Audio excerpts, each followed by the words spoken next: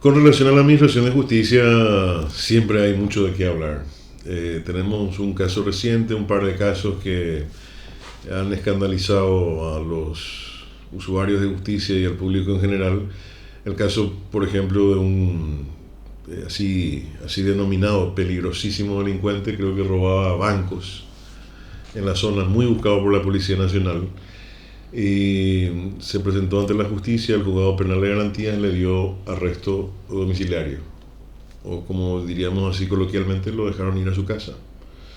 El año pasado lo habrían atrapado tras ser buscado por liderar supuestamente una banda criminal que asestaba violentos asaltos a bancos y transportadoras de caudales, dice el diario Última Hora. Y un juez penal de garantías lo dejó ir a su casa. Eh, yo supongo que cuando el juez va a justificar este tipo de cosas, te va a decir de que está la Constitución, la presunción de inocencia, el sistema garantista, pero lo que pasa es que ese criterio constitucional y legal, garantista, no se aplica en todos los casos. O sea, se aplica según la cara al cliente. No le dan a todos un arresto domiciliario. Y hay gente por cosas mucho más bagatelarias, por cosas mucho menos graves, se le lleva directo a Tacumbú. Entonces, Hay, por ejemplo, personas procesadas por robar 1 kilo de carne sí, y el juzgado le suele dar prisión, arresto, o sea, prisión preventiva como medida cautelar. Recordemos que estas medidas son al inicio de la causa o dentro de la tramitación de un proceso penal, no necesariamente se dan en el marco de una condena. Eso hay que separar también las aguas, son medidas cautelares que se imponen al inicio o durante la tramitación del proceso. Exacto. Y como este es un sistema garantista, la prisión antes de la condena o dentro del proceso, constitucionalmente hablando, es en última ratio, en última instancia. Ya cuando no se puede hacer de una manera menos gravosa únicamente, uno va a pasar esa prisión preventiva. Pero no aplican para todos los casos. Eso es lo malo. Y acá tenés a un criminal, supuesto criminal, ladrón de bancos, hechos graves, arresto domiciliario. Después le tenés a un tipo que entró en una sucursal de Vigi y llevó un pedazo de carne, prisión preventiva. ¿Cuál es el criterio? Es como tenemos que razonar para que entender por qué aplican esa vara de distintas medidas los operadores de justicia. Conjeturas, ¿por qué será que este tipo que supuestamente pertenece al crimen organizado se fue a su casa? ¿Pagó? ¿O por qué será el tipo que robó la carne y se fue a la prisión preventiva no pagó? ¿Tiene un costo esto? También está el caso en que es muy repetitivo. Cuando inicia un proceso penal generalmente te da también la prisión preventiva, pero a veces no pasa ni un mes y ya a través de la revisión te da el arresto domiciliario. O sea, si en un primer momento vos consideraste que se reunían las condiciones para la prisión preventiva, si bien toda medida cautelar es reformable, revisable, no puede ser que en 30 días haya cambiado drásticamente la situación para que vos le des arresto domiciliario. Generalmente no suelen cambiar absolutamente nada en pocos días. No te hablo yo de 4 o 5 meses después. Pero en menos de un mes es llamativo. Y da esto para mal pensar, justamente como siempre se dice acá: piensa mal y acertarás. ¿Sí? O sea que siempre hay un manto de duda de si hay o no corrupción en cuanto al otorgamiento de las medidas cautelares por el corto tiempo que transcurre entre el otorgamiento de la prisión preventiva y después para la concesión de una medida menos gravosa, como el arresto domiciliario. Una vez que te da el arresto, ya es corto el plazo para darte ya una libertad ambulatoria, que no guarda siempre relación con la gravedad del hecho. O sea, o cuando vas a dictar una medida cautelar, tenés que tener siempre presente la gravedad del hecho punible y la expectativa de pena. Generalmente los que tienen marcos penales más altos se considera, según la doctrina, de que hay más posibilidad de que el procesado quiera sustraerse de la justicia porque puede recibir una pena alta, una pena de 20, 25 años de cárcel. Si tenés expectativa, obviamente la lógica te dice que no vas a querer someterte, no vas a querer quedarte para que te condenen a ese marco penal, a 25 años de cárcel. Convengamos que nadie quiere irse 25 años preso. Entonces, ¿qué es lo que va a pasar? O vas a buscar todas las alternativas que tenés a tu disposición para salir o fugarte del país. Totalmente. No someterte a la justicia. Esa es la concepción que se tiene para arreglar este tipo de medidas cautelares o la concesión de medidas cautelares. Pero en la práctica, lastimosamente, eso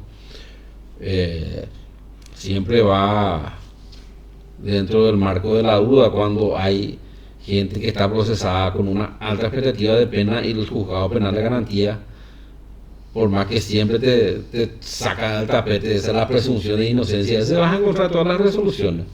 El Pacto de San José de Costa Rica, la presunción de inocencia, el derecho a la defensa, y le da una medida menos gravosa, pero no siempre eso viene simplemente de una razonada, no vamos a decirlo la resolución porque es un copia y pega de todas las resoluciones que suelen salir luego del juzgado.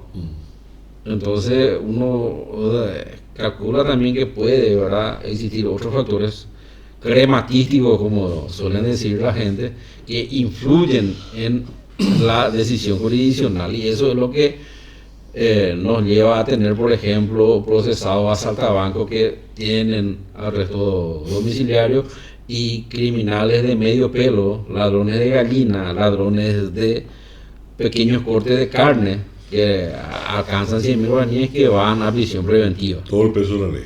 Con todo el peso de la ley le aplican. Y esa distinción, por lo que no es justa. Porque siempre van a tener la excusa del principio de presunción de inocencia constitucional, Pacto de San José de Costa Rica. En cualquier caso, literalmente pueden aplicar eso.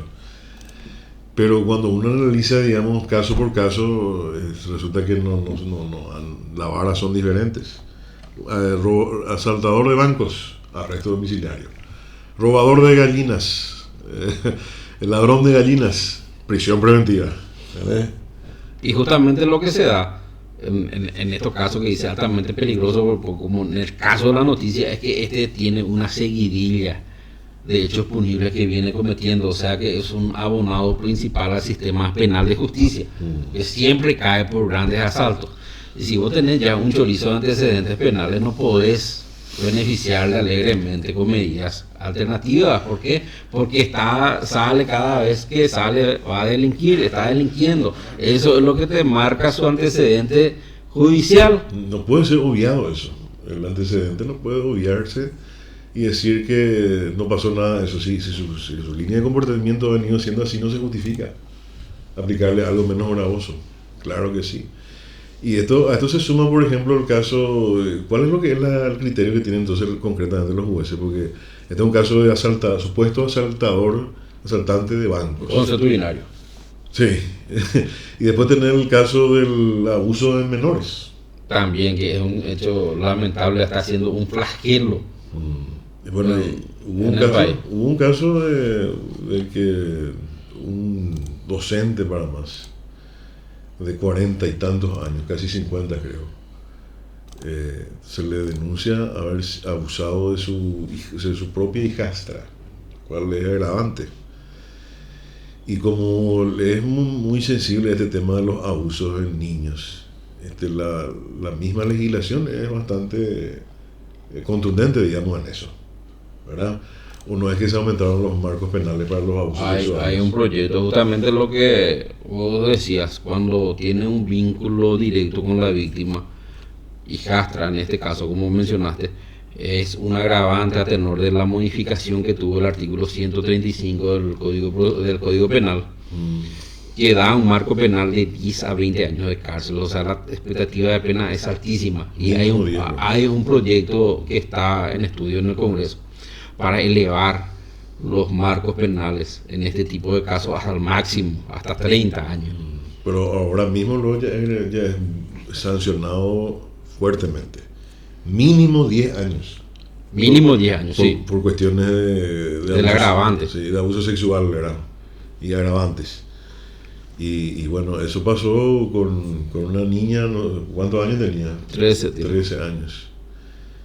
La identidad no se puede dar de las personas, tanto la del procesado como de la víctima no se puede dar por una cuestión legal. Sí, por el pésimo código de niñez y adolescencia que tenemos. Estuvimos hablando el otro día, a mi criterio, de basura enlatada que viene de la Unión Europea. Pero eso es material de otro video que ya habíamos comentado. Entonces, ¿qué solución le dio la justicia a este hecho que la ley castiga tan severamente? ¿Qué solución le dieron? Le dieron arresto domiciliario. Así como el asaltabancos le mandaron a su casa, en este caso del supuesto abusador de su propia hijastra le mandaron a su casa. ¿Verdad? Eso es lo que pasó. Así es.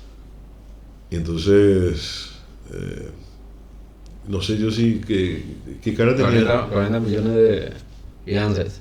Una fianza de 40 millones. Sí, igual para más. No se compadece con la gravedad del hecho.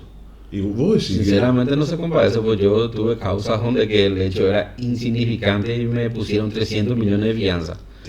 300 millones de fianza. ¿Qué hecho era, por ejemplo? Era coacción. Coacción. Y el marco penal creo que es 5 años, ni 5 años. Los delitos nomás lo eran. Un delito era ahí. 300 millones me imponen de fianza. Y ahora que es un hecho sumamente grave, 40 millones de muy. 40, pero esto es verdad que según su expectativa apenas sería un crimen esto, ¿verdad? Sí. Así como está regulado ahora mismo. Sí, es que vos vas a sacar la barata si llegas a ser condenado, ¿verdad? Si un tribunal encuentra que vos cometiste el hecho y mereces condena, lo bajo que te puede dar es 10 años. 10 años de cárcel es muchísimo. Es muchísimo, es mucho. No se compadece, realmente no se compadece con la gravedad del hecho. Y esas son las clases de cosas que no se entienden. Como vos, que nosotros somos juristas, ¿verdad? Ejercemos la profesión y vos mismo estás testimoniando de que en un caso bagatelario te piden 300 millones para fianza y después tenés un caso gravísimo acá y le ponen 40 millones de fianza. ¿Cuál es lo que es la vara? ¿Y cómo es la cara del cliente para este tipo de hechos? En el caso del asaltabanco, la presunción que uno puede sacar, o la conjetura que un ciudadano puede sacar, bueno, el ladrón de banco tiene plata. A lo mejor habrá gatillado para que se le dé ese beneficio, ¿verdad? Entonces ahí llegamos a la sospecha de que, bueno, la justicia funciona así, terriblemente mal.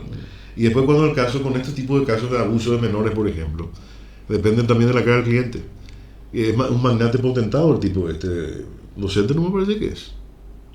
¿Verdad? Pero convengamos que yo voy a hablar de la generalidad de los casos, no ¿a qué me refiero yo a este caso puntual, a estos dos casos puntuales que estamos tratando? Yo hablo de la generalidad, sin especificar a nadie.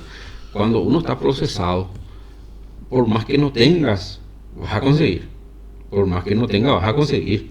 Porque nadie quiere ir privado, nadie quiere ir en la cárcel, nadie quiere perder su libertad. Sí. Generalmente de donde que se pueda vas a sacar.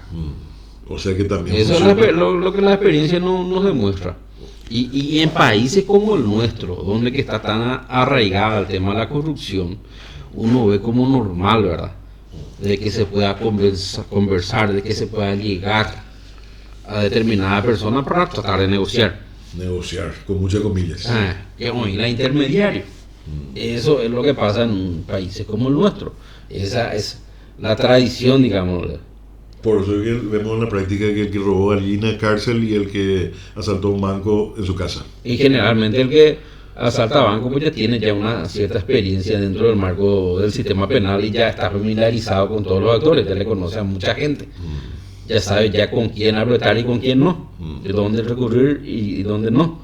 Y sin embargo el ladrón de pedazo de carne de gallina o de gallina no le coño.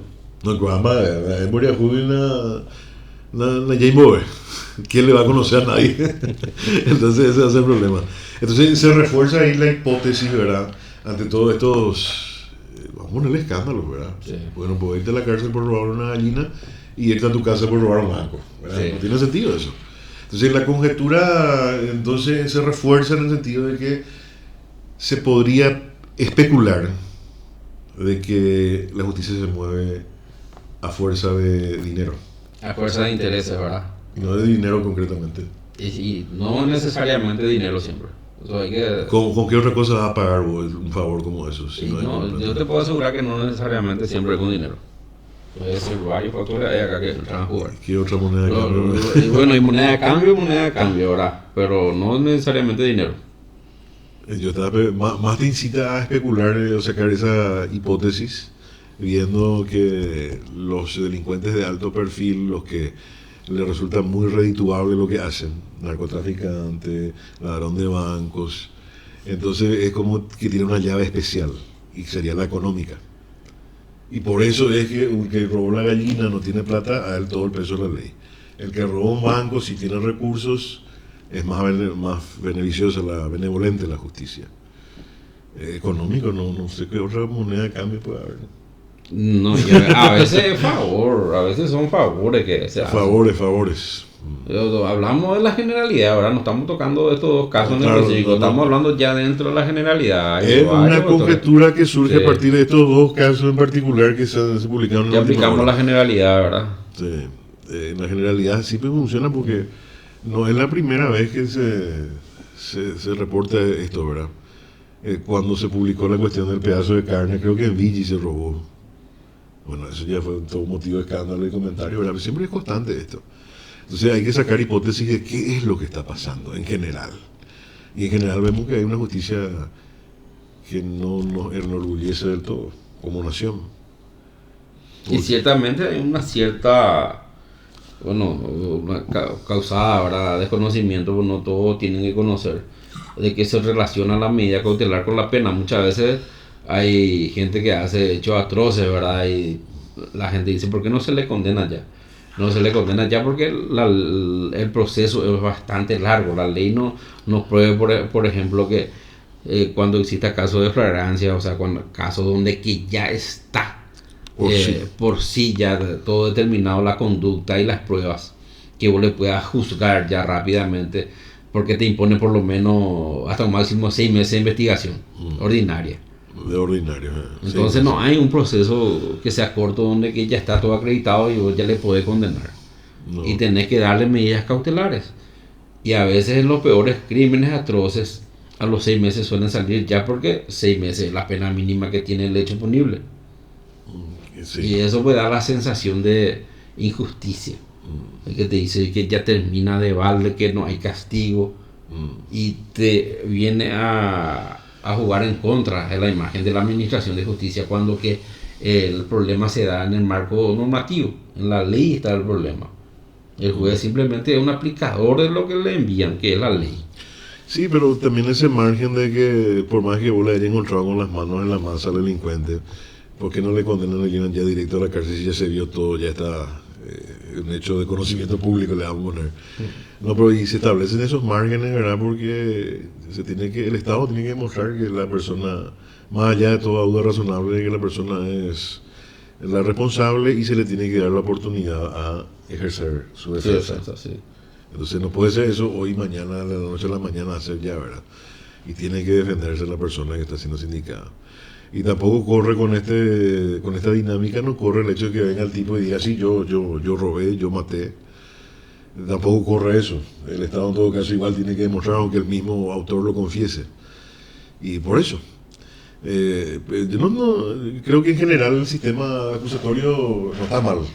Es lo correcto. El Estado tiene la obligación de demostrar lo que está acusando porque el Estado es el único que tiene el monopolio de la violencia para ejercer ese castigo físico que va a ser la privación de libertad o en algunos estados el caso de la pena de muerte. Entonces el Estado tiene que demostrarlo, tiene todos los recursos. Y el ciudadano común y corriente, frente al Estado, la única herramienta que tienen son estas presunciones leales. Soy inocente hasta que el Estado demuestre lo contrario.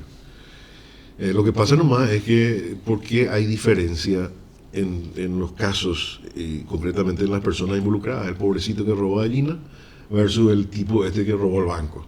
A uno le dan prisión preventiva directo y al otro le dan andate a tu casa mientras dure el proceso. ¿Por qué? Entonces, esta conjetura que estamos haciendo es tratando de explicar el porqué de esto, que realmente se constituye en escándalo jurídico, digámoslo así, y mediáticamente escándalo para la ciudadanía que cada vez confía menos en la justicia. Y la justicia es un valor muy importante para mantener la cohesión social. Porque si no te hacen justicia en tu país, entonces no hay razones como para alcanzar la felicidad acá, mientras que vos no puedas tener justicia cuando se comete un acto de injusticia contra tuya. Y el que tiene el monopolio para decidir eso siempre es el Estado. Entonces, ¿funciona bien o funciona mal? Y aparentemente no satisface. En estos casos al menos no satisface. Lastimosamente, ¿verdad? Y son casos que traemos a colación porque es lo más reciente. Y entonces, que en líneas generales, para concluir, los que son más pudientes son más propensos a que se le otorgue este tipo de beneficio, ¿verdad? De arresto domiciliario. Entonces, el Boriajure Yimope, el que no tiene recursos económicos, el que es pobre, entonces sí sufre todo el peso de la ley, todas las consecuencias, y se le va con prisión preventiva. Yo también suscribo ese resumen. O sea que si vamos a sacar una conclusión de la hipótesis que sacamos para responder a la pregunta ¿por qué funciona así la justicia? El que tiene plata no pasa tan mal. Esa es la conclusión. De toda esta hipótesis de responder a la pregunta ¿por qué así es la justicia? ¿Y ustedes qué opinan? Así es.